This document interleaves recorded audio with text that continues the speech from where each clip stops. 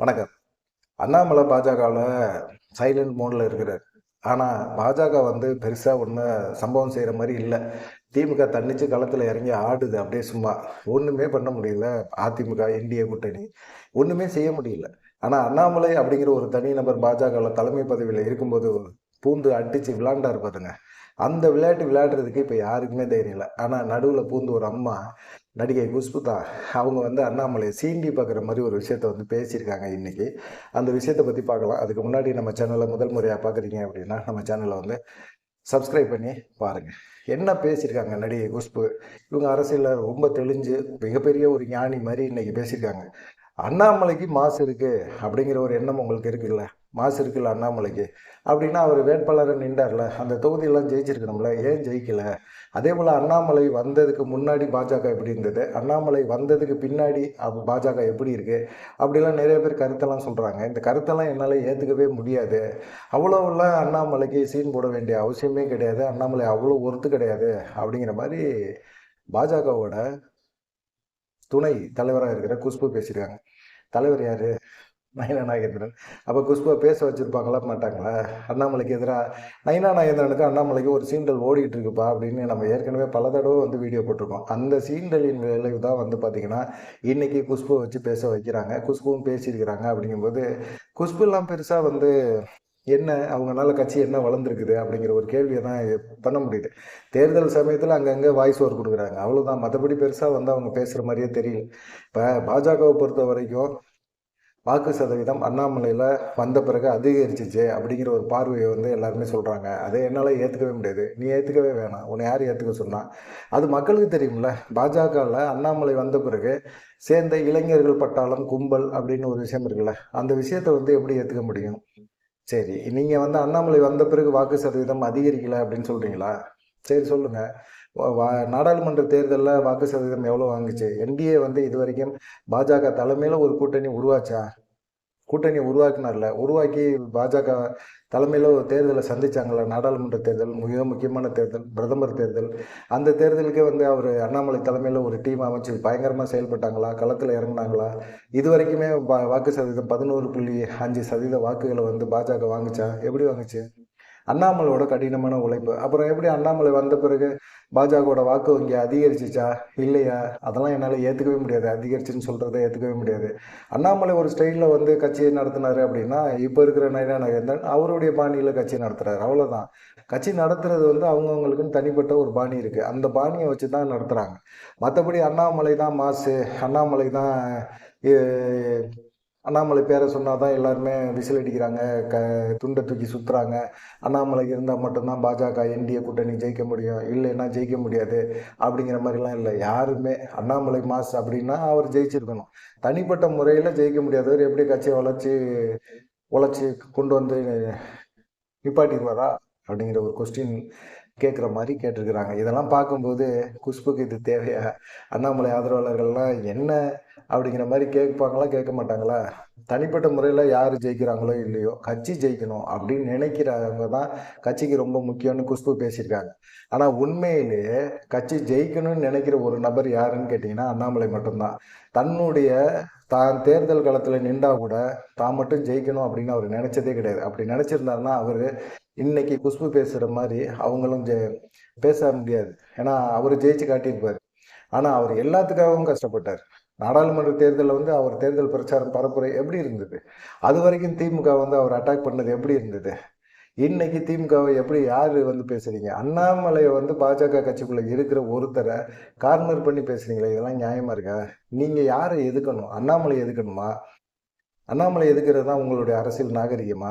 நீங்கள் எதுக்க வேண்டியது திமுகவை எதுக்காம கட்சிக்குள்ளே இருக்கிற அண்ணாமலையோட வளர்ச்சி பிடிக்காம ஒரு கும்பல் சேர்ந்துக்கிட்டு அண்ணாமலையை கார்னர் பண்ணுறீங்கல்ல, அது சுத்தமாக தப்பு. இது பாஜகவுக்கு இந்த தேர்தல் அண்ணாமலையோட ஆதரவாளர்கள் கண்டிப்பாக காட்டிடுவாங்க. இதை நான் ஏற்றுக்கவே முடியாது அப்படிங்கிற ஒரு விஷயத்த சொல்கிறாங்க. என்ன சொல்கிறாங்க? அண்ணாமலை வந்ததுக்கு பின்னாடி வாக்கு சதவீதம் அதிகரிச்சிருக்கு அப்படிங்கிற ஒரு விஷயத்தை என்னால் ஏற்றுக்கவே முடியாது. பாஜகவுக்கு அஸ்திவாரம் போட்டது யார்? யார் அஸ்திவாரம் போட்டா? தமிழ்நாடை பொறுத்த வரைக்கும் லா கணேசன், பொன் ராதாகிருஷ்ணன், தமிழிசை சவுந்தரராஜன் இவங்கெல்லாம் இருந்தாங்க. இவங்கெல்லாம் இப்போ தமிழிசை அக்காலாம் இருக்காங்க அப்படின்னா ஒரு 5 ஆண்டுகளுக்கு அவங்க தலைவராக இருந்தாங்க அப்படின்னா நோட்டா கீழே தான் கட்சி இருந்தது அப்படின்னாலும் அவங்க தேர்தல் களத்தில் பணியாற்றிக்கிட்டே இருந்தாங்களே அப்படின்னு சொன்னாங்க. நோட்டா கீழே கட்சியை தொடர்ந்து வச்சிருந்தது முன்னாள் தலைவர்கள் எல்லாமே நோட்டா கீழே கட்சியை அப்படியே தான் தொடர்ந்து வச்சுக்கிட்டே இருந்தாங்க. அண்ணாமலை வந்து தான் நோட்டா எங்கள் கட்சி நோட்டா கட்சி கிடையாது, எங்களுக்கும் வாக்கு சதவீதம் இருக்குது அப்படின்னு கொண்டு போனது. தாமரை மலரும்னு சொல்லி மைக்கு முன்னாடி கத்துறதுனால தாமரை மலர்ந்துராது. அங்கே தாமரையை கொண்டு போய் ஒவ்வொரு கிராமமாக செயல்படுத்தணும். நாங்கள் உங்களுக்காக குரல் கொடுப்பேன்னு சொல்லி மக்களோட பிரச்சனைகள் போய் நிற்கணும். எங்கே நின்றீங்க? யாராவது நின்றுருக்கீங்களா? அண்ணாமலை நின்ற அளவுக்கு யாராவது வந்து கட்சியை வளர்ச்சிக்காக நின்றுருக்கீங்களா? அண்ணாமலை கட்சி வளர்ச்சிக்காக தான் பாடுபட்டார். அண்ணாமலை வந்து ஓட்டு வாங்கணும், ஜெயிக்கணும், கவர்னர் பதவி வாங்கணும், மத்திய அமைச்சர் பதவி வாங்கணும், அப்படி வாங்கிட்டு நம்ம பாட்டுக்கு லைஃப்பை செட்டில் பண்ணிவிட்டு அப்படியே ஜாலியாக போகலாம் அப்படிங்கிற மாதிரி எண்ணம்லாம் அவருக்கு இல்லை. அவரை பொறுத்த வரைக்கும் தமிழ்நாட்டில் பாஜக கால் ஊன்றணும். அது கால் ஊன்றதுக்கு நம்ம என்ன செய்யணும்? நம்ம காலை தமிழ்நாட்டில் பதிக்க வைக்கணும். பதிச்சு வைச்சார், நடைபயணம் போனார், எல்லாம் பண்ணார், எல்லாமே சூப்பராக பண்ணி கட்சியை வந்து நல்ல லெவல் கொண்டு வந்தார். ஆனால் இன்னைக்கு குஷ்பு என்ன சொல்லுது? அண்ணாமலைக்கு முன் அண்ணாமலைக்கு பின் அப்படிங்கிற விஷயத்தை தாண்டி தமிழிசைக்கு முன் தமிழிசைக்கு பின் அப்படின்னு சொல்கிறாங்க. என்ன இது? அது வேணா அப்படி சொன்னால் நான் ஏற்றுக்குவேன். அண்ணாமலைக்கு முன் அண்ணாமலைக்கு பின் அப்படின்லாம் சொன்னால் என்னாலலாம் ஏற்றுக்கவே முடியாது. ஸ்டாலின்லாம் 42 வருஷமாக வந்து இளைஞர் அணியில் தான் இருந்தார். அதுக்கப்புறமா தான் கலைஞர் வந்து அவரை துணை முதலமைச்சராக்குனாரு. இளைஞர் அணியில் தான் தொடர்ந்து இருந்தார். அப்புறமா கலைஞருக்கு முன் கலைஞருக்கு பின் அப்படின்னு சொல்லலாம். ஸ்டாலின் வந்துட்டாரு, ஸ்டாலின் முதலமைச்சர் ஆகிட்டாரு. இவர் அண்ணாமலை வந்து எத்தனை வருஷம் ஆச்சு? அண்ணாமலை என்ன ஒரு 4-5 வருஷம் இருக்குமா அண்ணாமலை வந்து? அதுக்குள்ளே வந்து அவருக்கு என்ன மிகப்பெரிய ஒரு பொறுப்பு பதவி அது இது, அவருக்கு தான் மாசு இருக்குது அப்படின்னு எல்லாம் பேசுறதெல்லாம் என்னால் ஏற்றுக்கவே முடியாது அப்படிங்கிற மாதிரி சொல்கிறாங்க. பாஜக வந்து நிறைய தலைவர்கள் வந்து பாஜக கட்சியை வளர்ச்சிக்காக தமிழ்நாட்டில் பாடுபட்டிருக்காங்க அப்படின்னு சொல்கிறாங்க. பட்டிருக்காங்க அப்படிங்கிற ஒரு விஷயத்த எப்படி ஏற்றுக்க முடியும்? என்ன பண்ணியிருக்காங்க? கட்சியை வளர்ச்சிக்கு என்ன பண்ணியிருக்காங்க?